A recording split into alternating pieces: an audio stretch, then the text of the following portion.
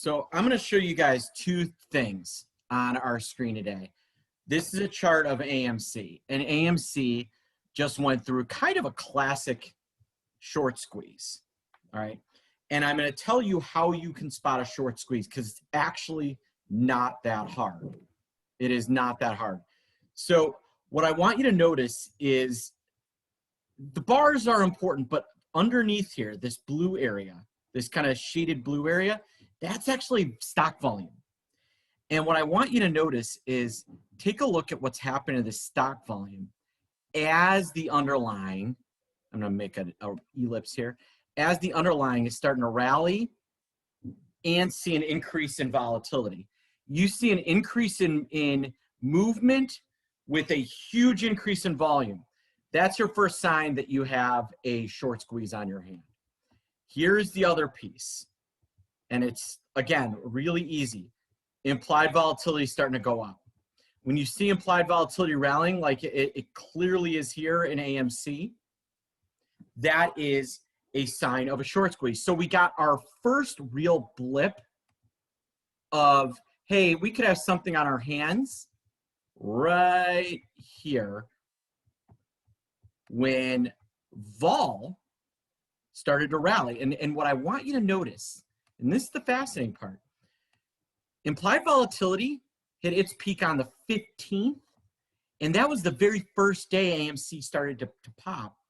And then, believe it or not, AMC rallied for several days, and you had an opportunity to buy, in relative terms, low implied volatility, all right?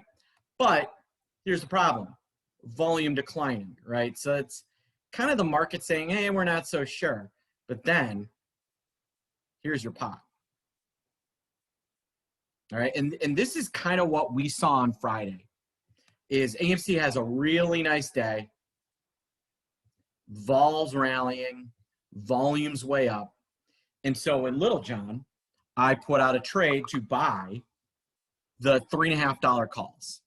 And I literally said to Alicia, I said, you know, Alicia, my director of trading, I said, you know, this AMC is a piece of crud, but it's going higher, and because the squeeze is on. And this is what happened. Now, there's one other piece that is causing these stocks to blow up. All right. So now I've walked through a short squeeze. I now want to talk about a gamma squeeze. And a gamma squeeze is caused by short-dated options getting kind of near the money or at the money. So when I am a market maker, all right, I'm going to walk you through how I might trade something. So let's say it's, you know, someone buys these January 29th 5 calls for me. I sell 100 of them. All right, and you can see it produces a pretty short, a nice short delta there. All right, you know what? I'm actually going to go a little further out of the money. We're going to do the 6 calls. I'm going to sell 100 of the 6 calls, not in real life. These are fake. So I'd have 100 of the 6 calls, and it gets me short 3,400 deltas. I buy 3,400 shares. I'm now flat delta. But look how much short gamma I have. And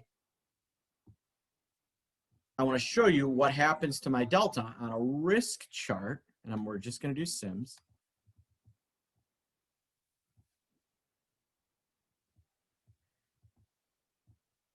And you can see, as we rally, I start getting short a lot of delta. So as we run higher, all right, my position forces me to buy more stock. And as me buying more stock actually adds to the squeeze on the underlying, which then caused the underlying to go up, causing me to need to buy more stock. Short squeezes work the same way. I'm short. I have a margin call. I have to cover. I buy some stock. Stock goes higher. I have more margin problems. I have to cover. All right. Gamma squeeze doesn't involve margin, but it involves my delta, right? I'm short gamma, underlying rallies. I need to buy stock. So I buy stock, the underlying rallies more. I'm short more deltas. I need to buy more stock. So what we saw over the last 3 days in AMC, and notably, and certainly in GameStop, was the combination of a gamma squeeze and a short squeeze. All right. The short squeeze started on the 13th, kind of held in place for the week, and then started in earnest on Friday.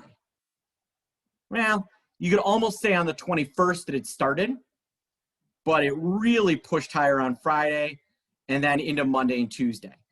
You might argue that we're starting to see the short squeeze come off because volatility is no longer rallying and the stock's not really jumping.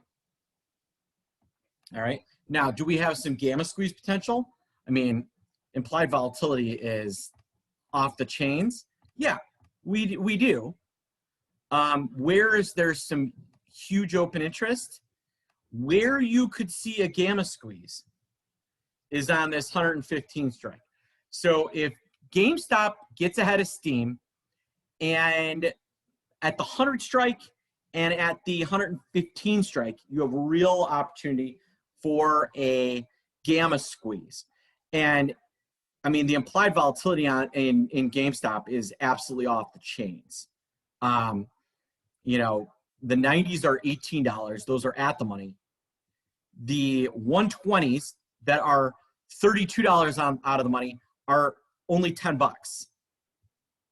One of the things that I'm going to be adding to Little John, and which is going to be renamed Robinhood Trader for our annual subscribers, is a weekly chat on how to take these Robinhood Trader Little John ideas and turn them into a more complex trade that has a ton of edge based on what Robinhood traders are causing, these dislocations that Robinhood traders cause, right? Robinhood Trader is a momentum trade. Add momentum and to dislocation, and I can create spreads with a ton of opportunity. And that's what I'm be adding to that annual subscription for people that are in Robinhood traders. So anyway, there you have it. We're going to talk more about that tomorrow at my event. Can't wait to be with you guys, but that's just my, you know, I wanted to explain to you what's happening between a short squeeze and a gamma squeeze. Have a wonderful day. Feel free to email me if you've got questions, mark@opship.com, or you can dial our toll-free number, 888-TRADE-01, and we'll be happy to discuss things with you.